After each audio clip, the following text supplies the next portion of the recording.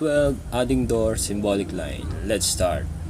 Open the door family from previous tutorial. Select the panel door single panel. Open.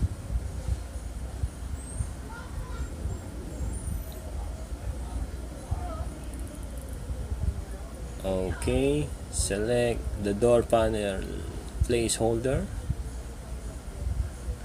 Hide element. Okay, let's go to reference level. Next, select the door.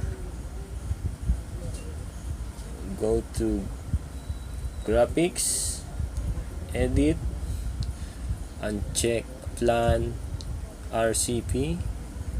Okay. Next, select let's select the door again. Hide element. Next, go to annotate. Select symbolic line. Okay, subcategory, select doors cut, select rectangle. Okay, draw a rectangle, align, select this reference level, reference plane, select the line, lock, select this reference plane, align, lock, dimension, select this reference plane, select this line. Okay, select the dimension, label, and select the width. Okay, dimension, select these two lines, select the dimension, label, select the thickness. Okay, next, let's go to annotate, select symbolic line, subcategory, select doors projection, select center ends arc.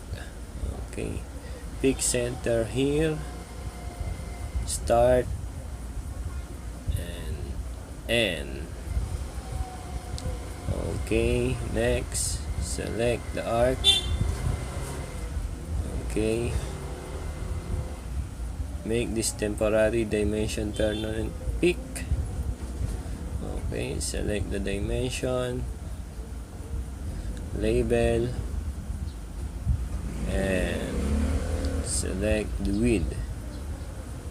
Okay, next, let's test the parameter. Okay, let's move the door here, go back to family types, let's test the width. Let's change the width to 800, apply. Okay, let's try 900 millimeter, apply. Okay, let's go back to 1000, apply.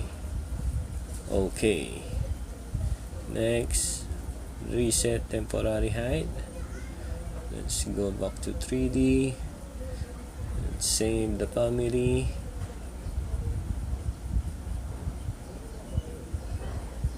Okay, let's test the family, load into the project.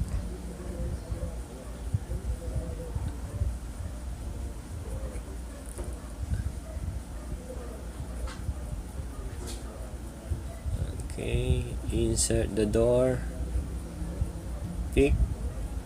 Okay, select the door. Let's uncheck door casing 1 and door jamb double Revit. Okay, now let's try to change the width. Go to family types, select the width, change it to 800. Okay, good.